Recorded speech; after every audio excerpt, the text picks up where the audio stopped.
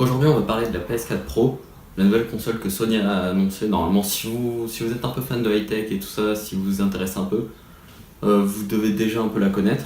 Elle est sortie il y a peut-être il y a quelques semaines, je suis pas sûr encore de la date, mais elle est sortie il y a quelques semaines.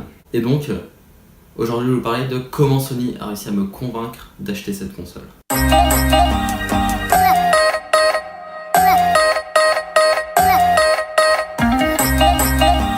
Donc moi, je suis un joueur depuis des années, depuis que j'ai 4 ans à peu près je joue.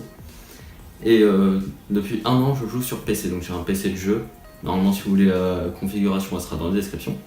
Donc ça fait 1 an que j'ai un PC de jeu. Juste avant j'avais une PS4. Et cette PS4, je l'ai achetée 1 an encore une fois, après sa sortie. Donc qui fait que je l'ai acheté 350€, puis 10 mois plus tard, ça faisait même pas 1 an que je l'avais, 10 mois plus tard, j'en étais un peu lassé et je l'ai vendu 310€ sur le bon coin. Et donc juste après, je me suis intéressé au monde du PC et tout, et j'ai monté mon propre PC. Et donc là, ça fait 1 an que j'ai mon PC. Depuis que Sony a annoncé sa nouvelle console, je me dis ouais, tout ça, peut-être qu'en fin de compte, je voudrais repasser sur console. Et donc il y a plusieurs points positifs à peu près que je voudrais aborder dans cette vidéo. Alors en numéro 1, le PlayStation VR. PlayStation VR, c'est un truc que Sony a annoncé, je crois en même temps que sa PS4 Pro, qui est sorti un peu avant sur PlayStation VR. Et c'est vraiment un truc que j'adore. Donc juste j'ai testé le HTC Vive, j'ai testé le Oculus Rift, et donc j'ai testé le PSVR. Et c'est un casque qui pour moi est à peu près équivalent. Pas non plus exactement pareil, mais il est à peu près équivalent quand même. Il offre de très très bons résultats pour seulement 400€, alors que les autres casques valent, une petite voiture qui passe, je sais pas si on va l'entendre, alors que les autres casques valent 800 et 900€ à peu près. Et c'est surtout en plus, ce qu'il y a c'est qu'il faut un PC, avec l'Oculus et le HTC, il faut un PC qui vaut à peu près de base 900€.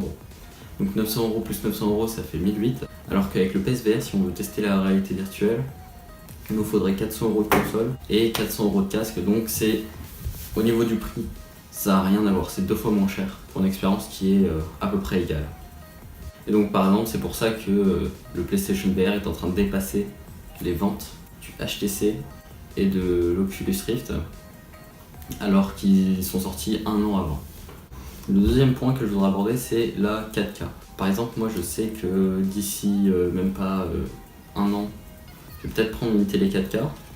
Et avec mon PC par exemple, je peux pas jouer en 4K, même s'il est très puissant, il fait pas tourner de la 4K, même pas à 30 fps constant.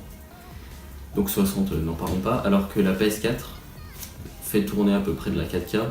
Je crois que c'est pas de la 4K native, c'est un peu upscale ou des trucs comme ça, mais elle fait tourner au moins de la 4K et de l'HDR à 30 fps. Donc c'est quelque chose que je voudrais voir à peu près. Paul, normalement on aura une télé 4K d'ici même pas 1 mois je crois. Et la PS4 Pro et le PSVR. Donc il faudra vous faire des tests sur ça. Troisième point, c'est les services et les jeux. C'est-à-dire que les jeux sont peut-être plus chers sur PS4. Par exemple moi je sais que la plupart des gros jeux que j'achète sur PC, sur Instant Gaming ou des sites comme ça, je les paye, les AAA, je les paye 35€ maximum. Après ça vaut pas vraiment le coup.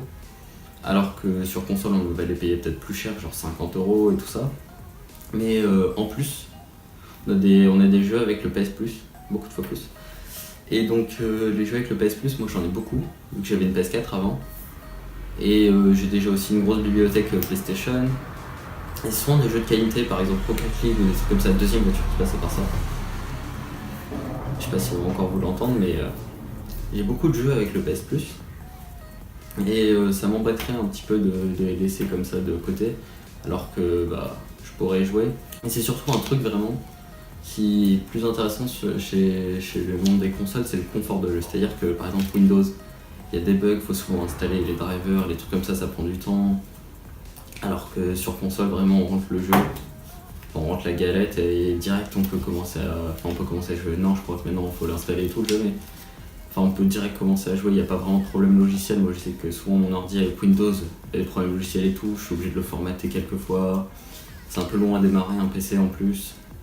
Et puis ça coûte de l'argent, par exemple Là, si vous voudrez un peu l'améliorer pour changer le processeur, peut-être rajouter un peu de RAM, mais encore second 8 Go ça sert, ou changer la carte graphique, je vais direct monter à des sommes genre 500 €, et c'est un peu abusé. Alors que sur console, vraiment on l'achète et on peut rester dessus pendant plusieurs années.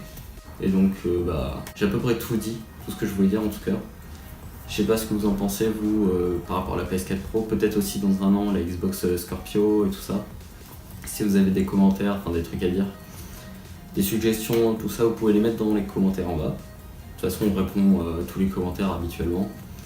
Vous pouvez liker, partager pour faire un peu grandir la chaîne, et ça fait 2 semaines qu'on a repris YouTube à peu près. Donc ça va évoluer petit à petit. Après, si vous avez des conseils au niveau de la qualité de la vidéo, si vous voulez changer certains trucs, par exemple, dire voilà, là c'est pas super cool et tout, peut-être faire ça. Et tout ce que vous voulez dire en fin de compte, c'est directement dans les commentaires. Moi je vous dis à la prochaine, à dimanche 18 h normalement. À la prochaine, ciao.